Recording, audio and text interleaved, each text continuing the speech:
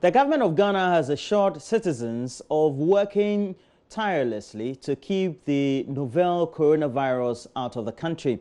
The Minister for the Interior, Ambrose Derry, who spoke on the sidelines of a conference in Accra, said that all measures earlier mapped out by the Ministry of Health to Parliament are strictly being followed, especially at the country's borders. He called on Ghanaians and other nationalities coming from China to abide by new immigration checks and protocols as they have been put in place.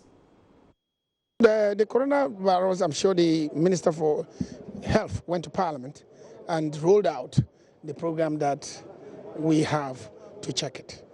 I can assure you that we are going to follow it religiously, and we believe that with those measures in place, we hope that we can, just as we did in the case of the this other one, Ebola, that we would be able to keep it out. What I would say is that we are appealing to all Ghanaians who are coming from China to submit themselves so that we can make sure they go through those. And we have also appealed to the Chinese to make sure they do the same. They are assuring us that they will do to all those who are before they come to Ghana. But even when they come, we want to be assured.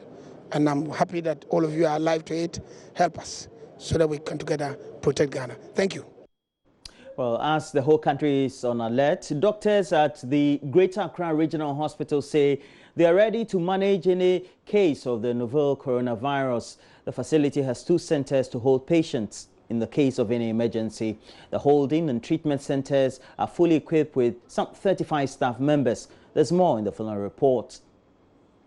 I'm here at the Greater Accra Regional Hospital, one of the health facilities designated by the Ministry of Health to manage possible cases of the novel coronavirus. And I have with me Dr. Emmanuel Sofignon, the medical director at the hospital here, to tell us what exactly is going to happen if anybody comes in here with the virus. We are at a center that we call the Infectious Disease Center.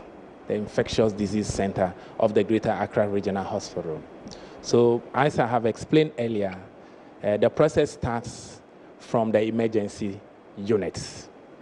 If a case is suspected or referred in as a confirmed case, these are the 2 possibilities that the patient may have just walked in herself or himself, and we will, through our screening process, suspect that it may be possibly a case, or confirmed case having been transported through an ambulance system to our doorsteps. When that happens, the necessary communications takes place, and then the patient is conveyed through our own internal ambulance system to this center.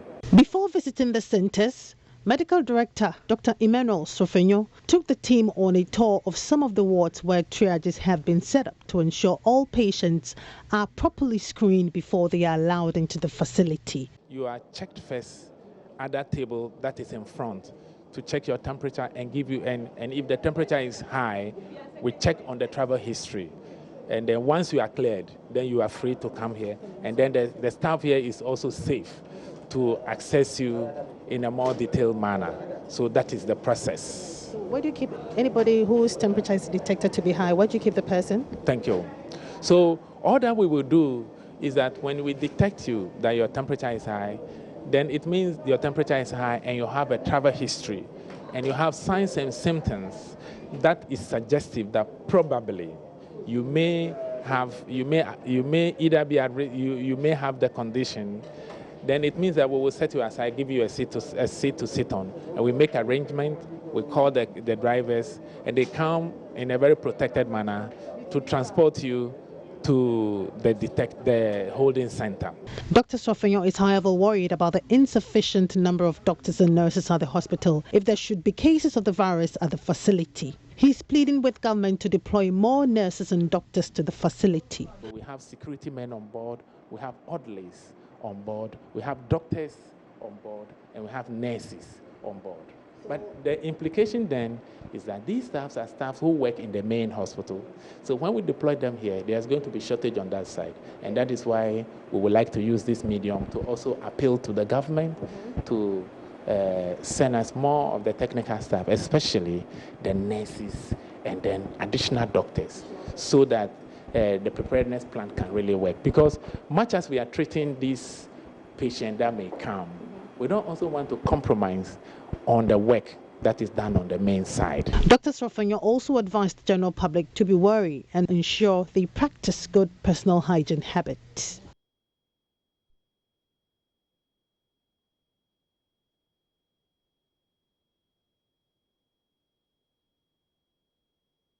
Well, we'll bring you more updates on the latest on the coronavirus as being reported worldwide and measures being taken as and when we have updated our guidelines in country. But away from that, the Ministry of Communication says government has no intention of shutting down the internet in Ghana during the 2020 general elections this December.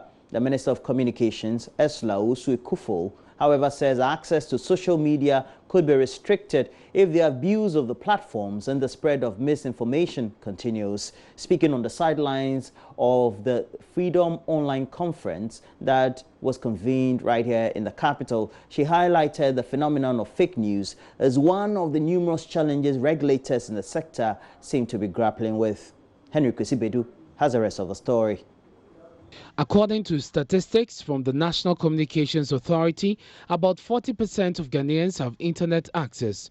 But fake news, voice doctrine, and invasion of privacy, according to the Ministry of Communication, are becoming problematic. It is not the tool itself which is bad, but the use to which it is put.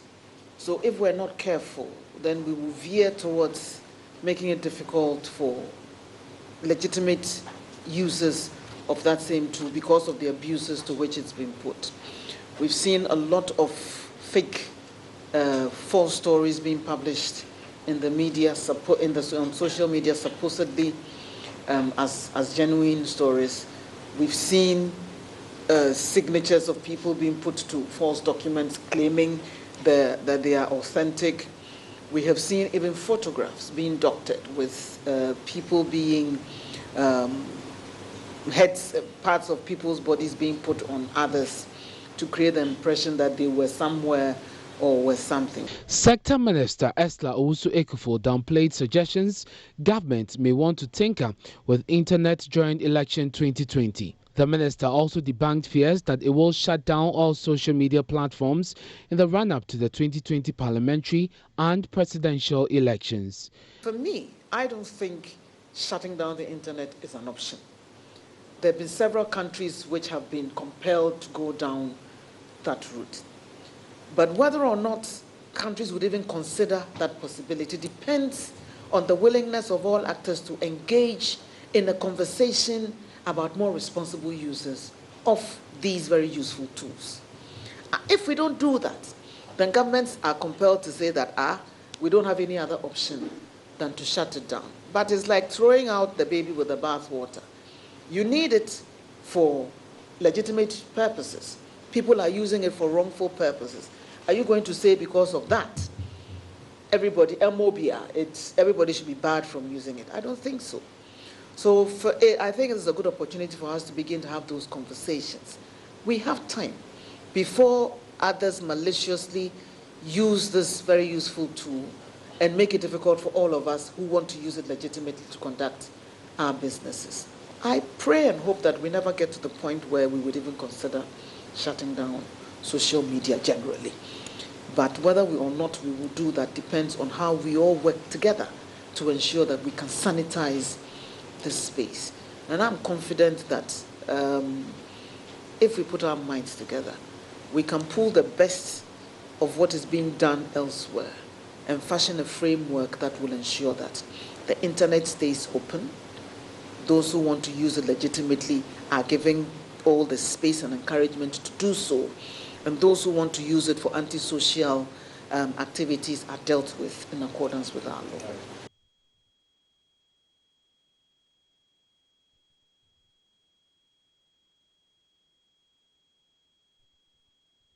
But I know that we're going to build at least 2,000 sites, which would, if each site connects 500 people, that can give you an idea that several millions will be connected. And it's imperative that we do that around the countryside. Everybody is yearning to use data or voice. We want to facilitate e-education, e-health, e-commerce, digital financial services, all that. Without connectivity, you can't do that. And it is not right that it is only in the big cities, district capitals, that we have that. It is incumbent on government to do that. And thankfully, government has taken upon itself the responsibility of financing the extension of rural connectivity platforms, infrastructure, to the unconnected parts of our country. We want to start this year. We've gone through the procurement process. We are at the financing stage. And so we will be sending the contract agreement to Cabinet and then to Parliament within the next couple of months. So I'm hopeful that by May or June, we should have started the rollout.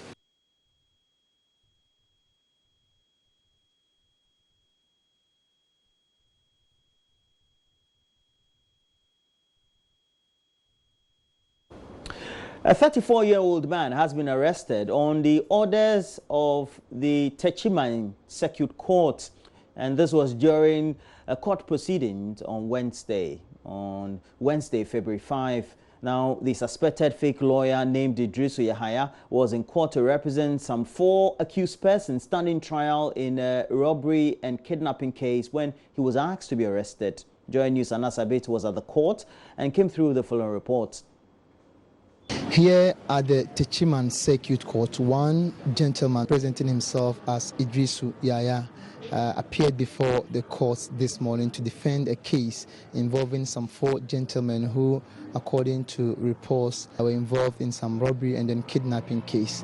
Well, he's here to seek for bail for them, and according to the information we've gathered here, he charged them over 25,000 Ghana cedis to do that particular defense for them. The judge, His Lordship Justice Alexander Graham, per his interactions with the suspected fake lawyer, realized that the said gentleman is not a lawyer as expected. So he interrogated him, and through their interactions, he realized that the gentleman had no license from the law school. He was subsequently handed over to the police for interrogations. Divisional Police Commander Chief Superintendent Ohene Boydi Bosman has been sharing with JoyNews how he was arrested. Received a call from the circuit court judge in Techiman that somebody has come to his court claiming to be a lawyer, but he thinks he has come there to impersonate. So looking at his demeanor and the way he presented his case, he saw that the guy is not a lawyer. So he called him in chambers with one lawyer, Frimpong. They had an interview with him, and they realized that after their findings, they realized that the guy was not what he thinks he is. So they called the police to come to the court and arrest the guy. So we sent our guys there, they brought him. He's called Idrisu Yahaya, who is a 34-year-old. According to him, he's a trained teacher at a place called Modaso in the central region. He teaches in GHS. So we are still investigating the case. We ensure that we get to the bottom of the case and the law takes its own course from there. We've been interacting with the said gentleman, Idrisu Yahaya, and this is what he's been saying in relation to whether he is actually called to the bar or not. I'm Idrisu Yahaya. What do you do for a living? I'm a lawyer. You're a lawyer? Yes. From which school? No, Providence Chambers. The school, I mean not the chambers. Which school? Maranatha University College. It's a London school, but has a branch in Ghana here. How long have you been doing this? I mean, this law profession, how long have you been into the profession? It has been about 2 years now. You said you graduated in 2019. 1 year. You graduated in September 2019. And we are in February 2020. That is less than 4 months. So why do you say it's for a year or two? You said for 2 years, then you said for 1 year. Last year. I started. How long have you been practicing as a professional lawyer? That's from October 2019 till now. And that is less than 6 months? Yes. How many cases have you represented as a lawyer? Do you remember since then? I think this should be my 3rd case. Have you been called to the bar? Not yet. Are you aware if you're not being called to the bar, you have no right to defend victims in the courts? Are you aware?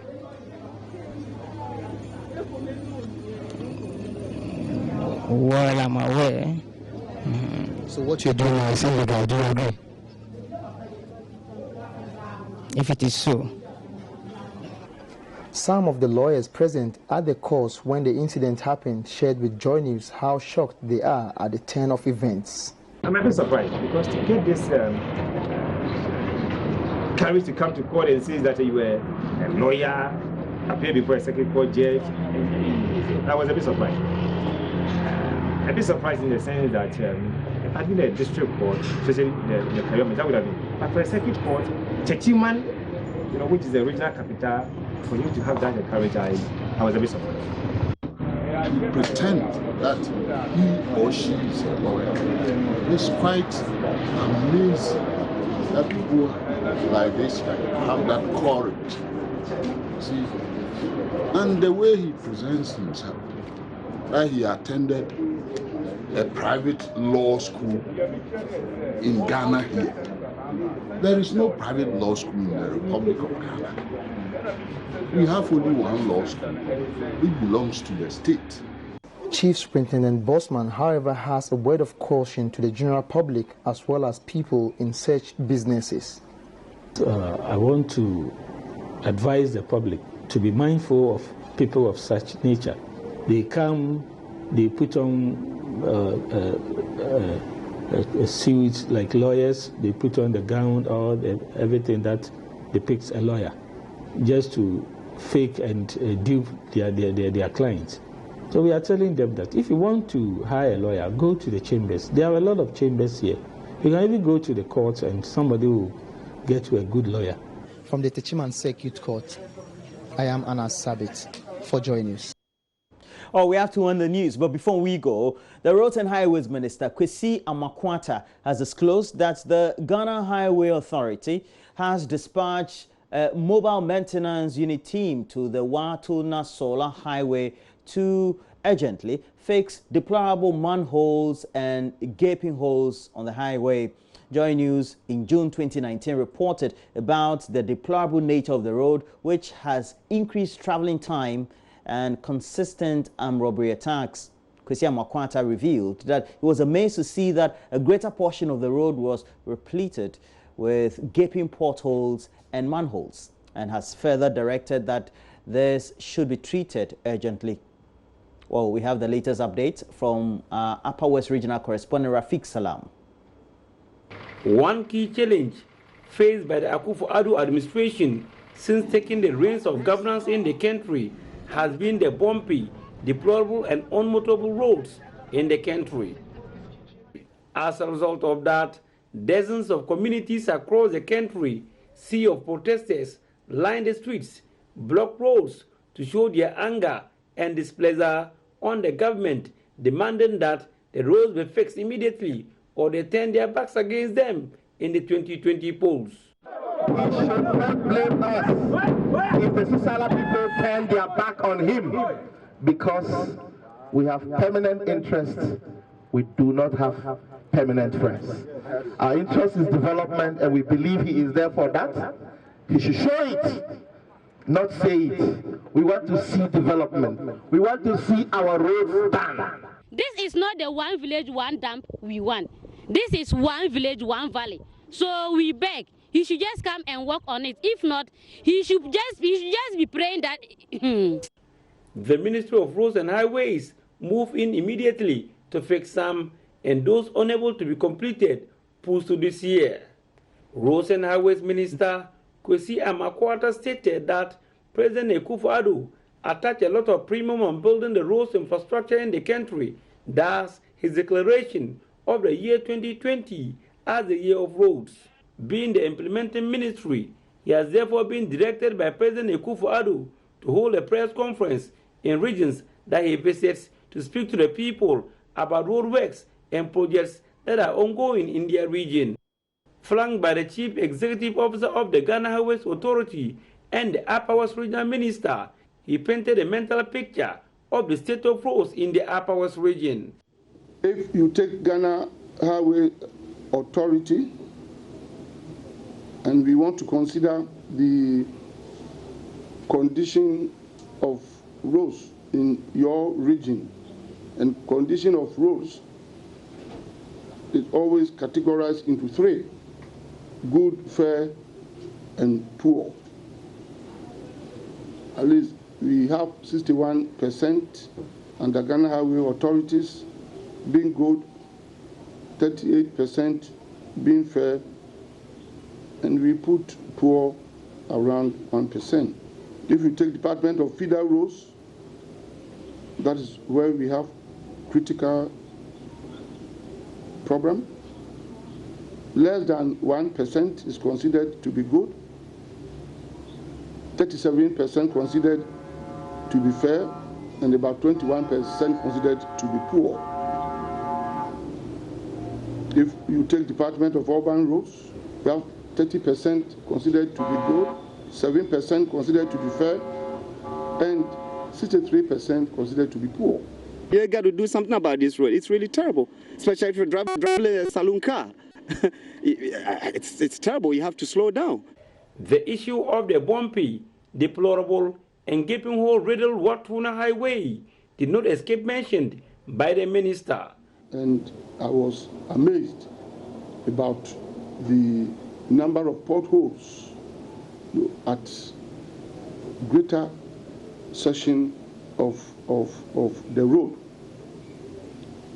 The Highway Chief Executive has already dispatched our MMU team, that is the road maintenance, mobile maintenance team, to the region, and work is just started. Work has just started on it. I saw it, and I've directed him to maintain the team here until all the potholes are patched on the main stretch of road. How will it look like in July, half year?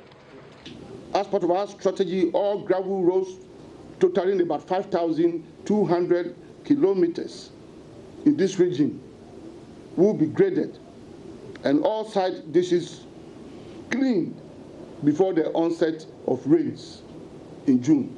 This is a promise that I am making on behalf of His Excellency the President to the people of this region. Reporting for JoyNews, Rafik Salam. Wow. Well, that's it. The latest news headlines we have. But we have more news as we look at the newspapers, and definitely. And we have something exciting for you, because from 6 p.m. this evening, all you need to do is to just rescan your television. You just put it on auto-tuning, and you get to catch us live on the free-to-air platform or the DTT platform. So if you have any of those TVs, don't worry, whether it's TLC or Samsung, NASCO, etc., and you're already watching the regular channels, including Adom TV, Joy Prime, it also means that JoyNews, your most credible news source, has also been added to the great package for you. And you can watch us 24/7 right here on this channel. But we're taking a break. When we come back, we'll tell you more about it.